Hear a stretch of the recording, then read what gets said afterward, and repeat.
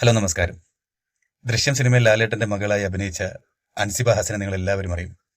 ഇപ്പോൾ ബിഗ് ബോസിന്റെ ലാസ്റ്റ് സീസണിലും അൻസിബ ഹസൻ ഉണ്ടായിരുന്നു. പക്ഷെ ദൃശ്യം സിനിമ കഴിഞ്ഞതിന് ശേഷം എനിക്ക് അൻസിബയിൽ നിന്ന് ഇഷ്ടപ്പെട്ട ഒരു ദിവസമായിരുന്നു ഇന്ന് റിപ്പോർട്ടർ ചാനലിൽ സ്മൃതി പരുത്തിക്കാടിന് അൻസിബ ഹസൻ കൊടുത്ത മറുപടി. വിളിക്കുകയും അവരുടെ ഒരു അഭിപ്രായം ചോദിക്കാൻ വേണ്ടി വിളിക്കുകയും അപ്പോൾ അവരോട് എങ്ങനെയാണ് പെരുമാറേണ്ടെന്നറിയാത്ത അഹങ്കാരം നിറഞ്ഞ സംസാരിക്കുന്ന രണ്ടുപേരാണ് ഈ സ്മൃതി പരുത്തിക്കാടും അതുപോലെ തന്നെ സുജയ പാർവതി. ഇവരുടെയൊക്കെ ധാരണ ഇവർ സുപ്രീം കോടതി ജഡ്ജി പോലെയാണ് ഇവരുടെയൊക്കെ സംസാരം. ഞങ്ങൾ ചോദിക്കുന്നത് നിങ്ങൾ ഉത്തരം പറയണം. ആൻസിബാസം പറയുന്നുണ്ട് എന്ത് കോടതിയാണോന്ന്. ഒരാളെ ഈ ഷൈൻ ടോം ചാക്കോയുടെ വിഷയവുമായി ബന്ധപ്പെട്ട് അമ്മയിലെ നിലവിലെ എക്സിക്യൂട്ടീവ് മെമ്പർ എന്നുള്ള നിലയിലാണ് അൻസിബാസിനോട് ആ വിഷയത്തെക്കുറിച്ച് ചോദ്യം പരത്തി. അപ്പോൾ ഈ പറഞ്ഞതുപോലെ എത്തിയല്ല വന്ന് ഞാൻ സംഘടനയുടെ അടിസ്ഥാനത്തിലാണ് വന്നത്. അപ്പോൾ ആ സംഘടനയുടെ പേര് പറഞ്ഞ് സംസാരിക്കാം.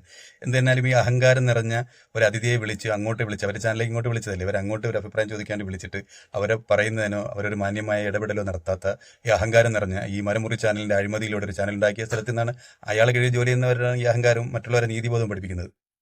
ആ വീഡിയോ ഒന്ന് കണ്ടു നോക്കാം. ചെറിയൊരു വീഡിയോ ആണ് കണ്ടു നോക്കാം. എന്തെന്നാലും സ്ത്രീകളുടെ ഭാഗത്തു നിന്ന് തന്നെ ഇത്തരം ഈ ജഡ്ജി ചമയുന്ന ഈ സ്മൃതി പരുത്തിക്കാടിനെ പോലുള്ള ആളുകൾക്ക് മറുപടി കൊടുത്ത ഒരു സന്തോഷവും കൂടി ഈ നിമിഷം പങ്കുവയ്ക്കണം. നമുക്ക് ആ വീഡിയോ ഒന്ന് കണ്ടു നോക്കാം. സംഘടന ഇതിലൊരു അന്വേഷണ സമിതി രൂപീകരിച്ചിട്ടുള്ളതിന്റെ ഭാഗമായിരിക്കുന്നു അൻസിബ നമ്മോടൊപ്പം ടെലിഫോൺ ലൈനിലുണ്ട്. താരസംഘടനയും ഇക്കാര്യത്തിൽ ഒരു നിലപാടിലേക്ക് നീങ്ങുകയാണല്ലോ. ഇപ്പോൾ വിൻസിയുടെ പരാതിയിൽ നിങ്ങൾ നടപടികൾ തുടങ്ങിയോ അൻസിബ? അമ്മ എന്ന് പറയാൻ താല്പര്യമുണ്ടെങ്കിൽ ഞാൻ സംസാരിക്കും. അൻസിബ പറഞ്ഞോളൂ. താരസംഘടന എന്ന് പറഞ്ഞോളൂ. എന്ന് പറഞ്ഞ സംഘടനയെ റെപ്രസെന്റ് ചെയ്തല്ല ഞാൻ സംസാരിക്കുന്നത്. ഇങ്ങനെ പോയാൽ സംഗതി കുഴയും. ഇത്രയ്ക്കും വാശി പിടിക്കേണ്ട കാര്യമില്ല അൻസിബ. അത് നിങ്ങളൊരു നിലപാടെടുക്കുന്നത് പോലെ തന്നെ ഞങ്ങൾക്കൊരു നിലപാടുണ്ട്. ആ നിലപാടിന്മേൽ അന്തിമ തീരുമാനം ഇതുവരെ വരാത്തതുകൊണ്ടാണ്. കോടതിയൊന്നുമല്ലല്ലോ, അതുകൊണ്ട് കോടതിയൊന്നുമല്ല. അൻസിബയ്ക്ക് സംസാരിക്കാൻ താല്പര്യമുണ്ടെങ്കിൽ സംസാരിച്ചാൽ മതി. നിങ്ങളുടെ സമിതിക്ക് എന്തെങ്കിലും ആലോചനകൾ ഇതുമായി ബന്ധപ്പെട്ട ഒരു സ്ത്രീ നീതി തേടി നിങ്ങളെ എത്തുമ്പോൾ ആ നീതി തേടുന്നതിൽ നിങ്ങൾ എടുക്കുന്ന നടപടി എന്താണ് എന്ന ചോദ്യമാണ് ചോദിച്ചത്. വ്യക്തിയോട് സംസാരിക്കാൻ താല്പര്യമുണ്ടെങ്കിൽ വ്യക്തിയായിട്ട് സംസാരിക്കാം. ഞാൻ വ്യക്തി ഞങ്ങൾക്ക് താല്പര്യമില്ലല്ലോ. ഇപ്പോൾ ഈ സംവിധാനം ഈ സമിതിയുമായി ബന്ധപ്പെട്ടല്ലേ അൻസിബയെ വിളിച്ചത്? താല്പര്യമില്ല. അഡ്ഹോക് കമ്മിറ്റിയുടെ പ്രതിനിധിയായി ഇപ്പോൾ സംസാരിക്കാൻ താല്പര്യമില്ല. എത്ര ചോദ്യം ചോദിക്കുന്ന രീതിയിൽ എന്ന സംഘടന എന്ന രൂപത്തിൽ തന്നെ പറയാൻ സാധിക്കുള്ളൂ. അൻസിബാസിന് ചോദിക്കേണ്ടി വരുന്നത് എന്ത് കോടതിയാണോ? ഇവരുടെ ചാനലിന് റീച്ച് കിട്ടാനും വരുമാനം കിട്ടാനും വേണ്ടിയിട്ട് ഇവര് വെറുതെ അല്ലല്ലോ ചർച്ചകൾ എടുക്കുകയും അതുമായിട്ട് ബന്ധപ്പെട്ട ആളുകളെ വിളിക്കുകയും ചെയ്യുന്നത് ഇവരാണ്, ചാനലുകാരാണ്. എന്നിട്ട് ആ വിളിക്കുന്ന ആളുകളോട് സംസാരിക്കുന്ന രീതി നോക്കിയാണ്. അത് അമ്മ എന്ന് പറഞ്ഞ് സംസാരിക്കുന്നതിൽ വാശി പിടിക്കേണ്ട. എന്താ ഈ അമ്മ എന്ന് പറഞ്ഞാൽ ആ കാര്യത്തിൽ എന്താ സ്മൃതി വാശി പിടിക്കുന്നത്? ഞാൻ അങ്ങനെ പറയുള്ളൂ, താരസംഘടന എന്നേ പറയുള്ളൂ, അല്ലെങ്കിൽ AMMA എന്നേ പറയുള്ളൂ എന്ന് പറയുന്നതിൽ എന്തിനാണ് ഈ സ്മൃതി വാശി പിടിക്കുന്നത്? ഇതുപോലെ വാശിയും മറ്റുള്ളവർക്ക് ഉണ്ടാകാൻ പാടില്ലേ? എന്തെന്നാലും കൈയടിച്ചേ പറ്റുള്ളൂ.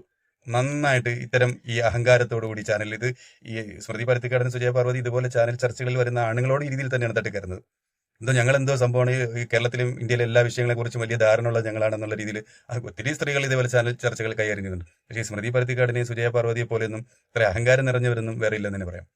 തർക്കങ്ങളാവാം, അവരുടെ വിഷയത്തിൽ തർക്കിക്കാം, അഭിപ്രായങ്ങൾ പറയാം. പക്ഷേ ഇതൊരു അഹങ്കാരം നിറഞ്ഞൊരു സാധാരണ ഒരു രാഷ്ട്രീയ ചർച്ച അല്ലായിരുന്നിട്ട് കൂടിയും ഒരു അഹങ്കാരം നിറഞ്ഞ രീതിയിൽ സംസാരിക്കാം. എന്നിട്ട് ഞങ്ങളാണ് എല്ലാവരും ഞങ്ങൾ പറയുന്ന പോലെ മറ്റുള്ളവർ മറുപടി പറയണം എന്ന് വാശി പിടിക്കുന്ന ഈ അഹങ്കാരം നിറഞ്ഞ സ്ത്രീകൾക്കുള്ള ഒരു മറുപടി തന്നെ മറ്റൊരു സ്ത്രീയിലൂടെ നന്നായിട്ട് കിട്ടിയെന്ന് വെച്ചാൽ നന്നായി കേൾക്കുന്നവരെല്ലാവരും, എനിക്ക് തോന്നി ഇപ്പോൾ ഈ വീഡിയോ ഒരുപാട് പേര് ഷെയർ ചെയ്യുന്നുണ്ട്. എല്ലാവരും ഓരോ സ്ഥലത്തിൽ പറയുന്നത് നന്നായെന്ന് അൻസിബ എന്തായാലും കൊടുത്ത മറുപടി നന്നായെന്ന്. അവസാനം കോൾ നിങ്ങൾക്ക് താല്പര്യമില്ലെന്ന് പറയുമ്പോഴത്തേക്ക് അങ്ങനെ സംസാരിക്കാൻ താല്പര്യമില്ലെന്ന് പറയുമ്പോൾ എനിക്ക് താല്പര്യമില്ലെന്ന് പറഞ്ഞ് കട്ടാക്കി പോയ അൻസിബയുടെ മുന്നിൽ തോന്നി നിൽക്കുന്ന ഒരു സ്മൃതി പരുത്തിക്കാടിനെയാണ് നമുക്ക് കാണാൻ പറ്റുന്നത്. ഇത്തരത്തിലാണ് ഇവരെയൊക്കെ കൈകാര്യം ചെയ്യേണ്ടതെന്നുള്ള ഇനിയുള്ള ഓരോ ആണുങ്ങൾക്കും അല്ലെങ്കിൽ ഓരോ സ്ത്രീകൾക്കും സമൂഹത്തിന്റെ ഏതെല്ലാം തലങ്ങളിൽ നിൽക്കുന്നവർക്ക് എല്ലാവർക്കുമുള്ള ഒരു മുന്നറിയിപ്പാണ്. ഇവരൊക്കെ ഈ രീതിയിലാണ് കൈകാര്യം ചെയ്യേണ്ടതെന്നുള്ള ഒരു ഓർമ്മപ്പെടുത്തലും കൂടിയാണ് അൻസിബാസം കൊടുത്തത്. എന്ത് തന്നെയായാലും സന്തോഷം നൽകിയൊരു മറുപടിയും ഒരു രംഗങ്ങളുമായിരുന്നു ആ ചെറിയ സമയത്തിൽ സമ്മാനിച്ചത്.